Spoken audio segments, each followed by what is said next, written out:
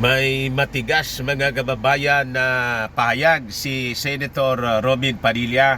Ano niya Mr. Maravillas yung matigas? Baka anya Mr. Maravillas kung ano na yan. Bakit po? Alin yung nasa isip ninyo? Yung nakita ninyo. Matigas talaga po yung naging statement po ni Senator Robin Padilla laban po sa China. Sabi niya po, pag nag-invade niya yung China, I am willing to die. Di ba? Parang pelikula lang.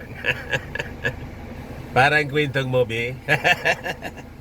Pero talagang sinabi niya po. O yan po yung balita dito sa Manila Bulletin.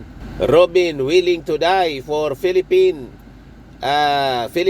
if China launches invasion. Naniwala man niya ako dyan, Mr. Maravillas. Baka niya tulad lang ng sinabi ng patron niya, si Maudix, na sasakay ng jet ski. Doon na po kayo. But before ko mga kababayan na ibigay sa inyo yung full story nito, click subscribe muna dito sa ating YouTube channel and hit the notification bell po para lagi po kayong updated sa mga kaganapan dito sa ating bansa. Like and share na rin po ninyo ng ating video at huwag na rin po ninyo na skip yung ating mga commercial ads para tuloy-tuloy lang ang pag-unlad ng bagong Pilipinas. Sa mga nagana pala ng malinis and spacious fitness gym, punta lang po kayo sa aming Colossal Fitness Gym. We also offer Grab car rental with our brand new 2023 model Toyota Innova. We also accept booking for those who are planning to travel via PAL and Cebu Pacific and bills payment for Meralco Bills, PLDT, etc. Ang Colossal Fitness Gym ay matatagpuan po sa 3rd floor ng Security Bank Building, Lanco Business Park, Legazpi City, Albay. For inquiries, look for Jilon Maravillas. Contact number 0966-802-0949.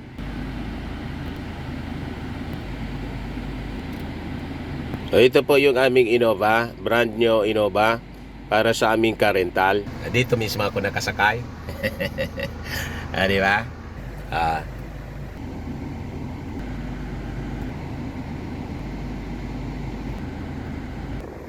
Ayos pa? Ayos na ayos niya Mr. Maravillas.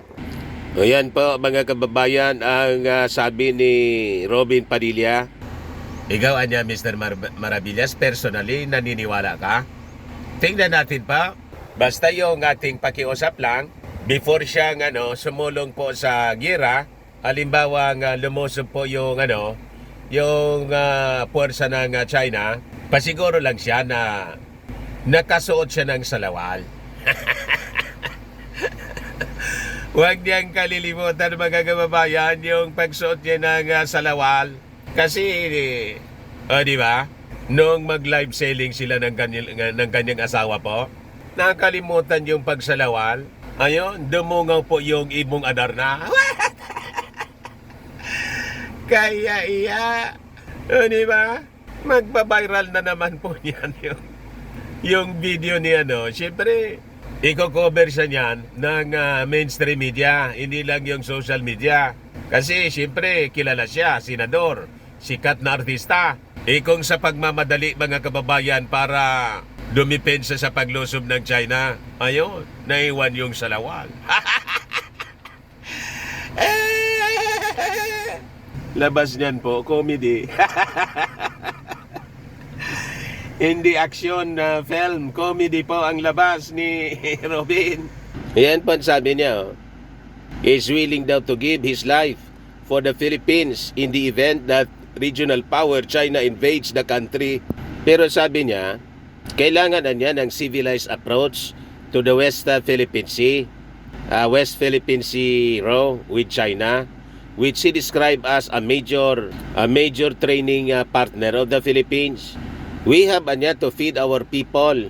But if China really invade us, dying for the country is the most beautiful thing in this entire life. Sabi mga kababayan ng action star. Di niya Mr. Maravillas yung masasabi mo? Very good. And siguro naman po, all of us will defend our country. Alangan man, yung mga kababayan nga natin, mga kababayan noon, tumayo po laban sa mga Kastila at sa mga Hapon. Nakipaglaban po tayo. And that's the reason why we have our independence. Tayo ng mga magigiting po. Pero po, mga Filipino po, sabi nga natin, mababait po tayo. Pero wag lang tayong i-push against the wall. Pag pinus na po tayo against the wall, then we fight back. At yung ating mga allied countries naman, mga kababayan, nagre-ready na po. Ito nga po yung latest ngayon. Sabi dyan, in the middle of the Pacific Ocean, an abandoned US airfield once key to dropping the nuclear bomb on Japan and nearly lost to history amid encroaching forest is being revived. Ngayon po, China tensions rising. US revives World War II era Pacific airfield. Nire-revive na po. Ginamit daw ito noong World War II ng Amerika. At dito, mga kababayan, galing yung eroplano na may dalang bomba atomika na inihulog po sa Japan. Kung ayaw po ng matahimik na usapan po, mahinahon lang na usapan ng China, ready po tayo at yung ating allied forces, lalo na yung Amerika, na gamitin po yung ultimate weapon. Tulad po ng mga Hudyo, may tinatawag po silang Samson option. Pag niya pumasok kayo rito, isasama namin kayo sa hukay. Yan ang tinatawag po na Samson option. Ayan pa nire-revive na siya ngayon, mga kababayan. But as the Americans hack away at the jungle overgrowth at Tinian Island airfield and other old World War II era bases across the region, it won't be with the Japan on their mind. Hindi na po yung Japan yung nasa isip ng Amerika sa pag-revive po nitong airfield. But rather it's Beijing's growing influence in the Pacific that is spurring the recovery nitong abandoned runways po sa Tinian, part of the US territory sa Northern Marianas Islands. Inaayos na po ng Amerika para kung talagang desidido sila, desidido yung China na makipag-bakbakan, susukatin yung lakas natin dito, the Mutual Defense Treaty. Ito na po yung simula ng tribulation siguro po. History is repeating itself. Mauulit po yung Nagasaki at Hiroshima, but it will not be in Japan. Beijing na po ang nasa isipan ng Amerika. Kaya wag kami Xi Jinping, wag ninyo kaming tinatakot. Hindi po takot ang mga Filipino, at lalo na yung Amerika, yung ating Mutual Defense Treaty. Sanay kami sa gulo, pero gusto namin ang katahimikan. Ayaw man namin makipag-away. But kung pupuwersahin namin kayo, pupuwersahin niyo kami pala, so be it. So sabi dyan, rehabilitation of World War II era airfield has provided Pacific Air Forces or PACAF a rapidly executable avenue to enhance infrastructure in the region. A spokesperson told AFP, though the statement mentioned a sense of urgency, enabling PACAF to enhance warfighting capability and improve deterrent posture alongside allies and partners. It did not mention China directly. Siyempre, hindi man po i-mention para hindi isipin na we are provoking. Yung Amerika nagpo-provoke ng gulo. Tayo naman po ay para sa defense. So patuloy na siya pong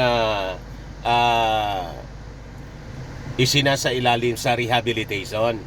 Sabi dyan sa balita, if little known now, the airfield at Tinian was perhaps the most important and the busiest in the world in 1945 as its 6 hastily built runways played host to US B-29 bombers carrying out missions against Japan some 1,500 miles or 2,300 kilometers away, including on August 6 and August 9 of that year, the planes that dropped nuclear bombs on Hiroshima and Nagasaki.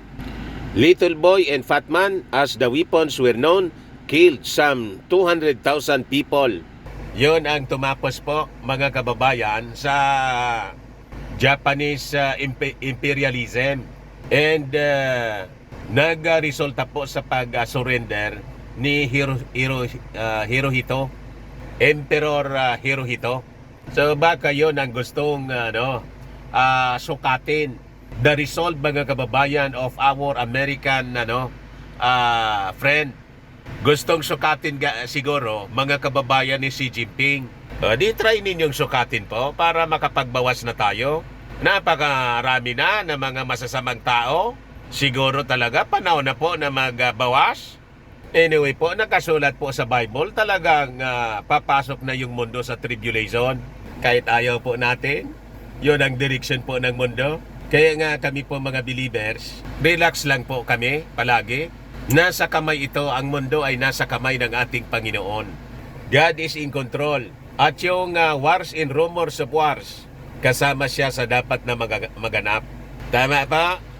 Ayan man lang po, mga kababayan. Ako po si Dante Maravillas. Bye-bye po. God bless.